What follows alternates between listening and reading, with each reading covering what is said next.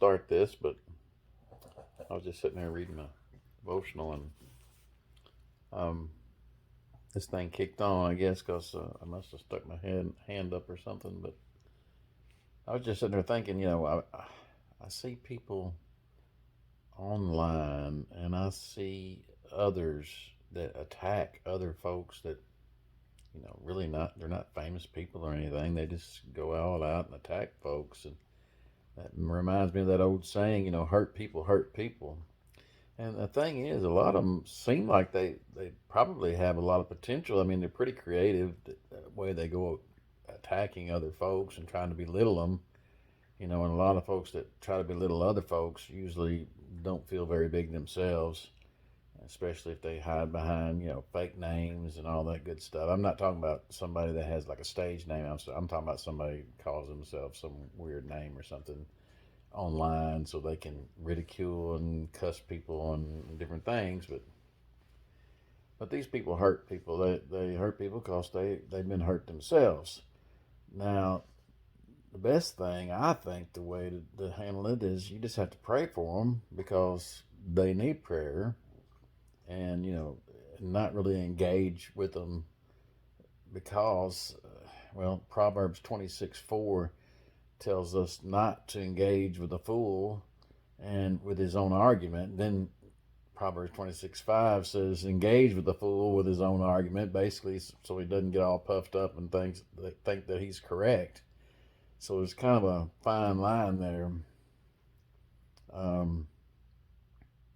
I suppose if you know the fool well or not, but and we're not supposed to be calling people fools, but this is what the proverb says. Um, yeah, I was just reading some Tony Dungy stuff, and he is so good about some of the things that I don't know if you've ever seen one of his books. Or I forgot what the name of this one is. Uncommon Life Daily Challenges.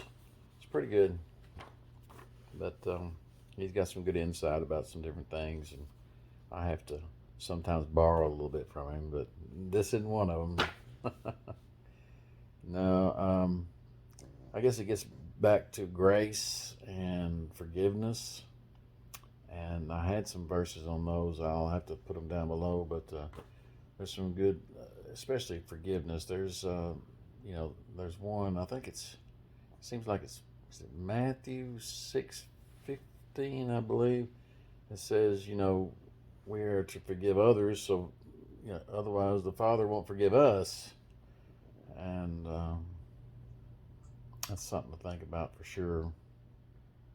If I know if God can forgive me, if Elohim can forgive me of all the things that I've done wrong, man, surely I can forgive some of these other guys and gals.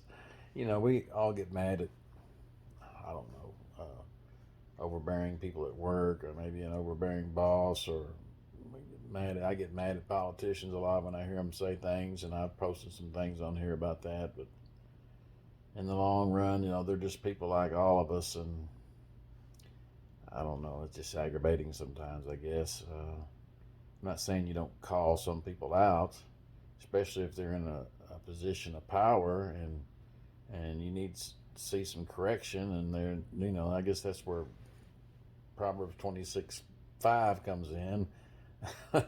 But yeah, I guess like I've heard some other friends say before, you pick your battles and figure out which hill you're gonna take your last stand on. So I know that there's been times I've wanted to say things and I haven't, and then there's times I wanted to say things and I haven't, and I've regretted it.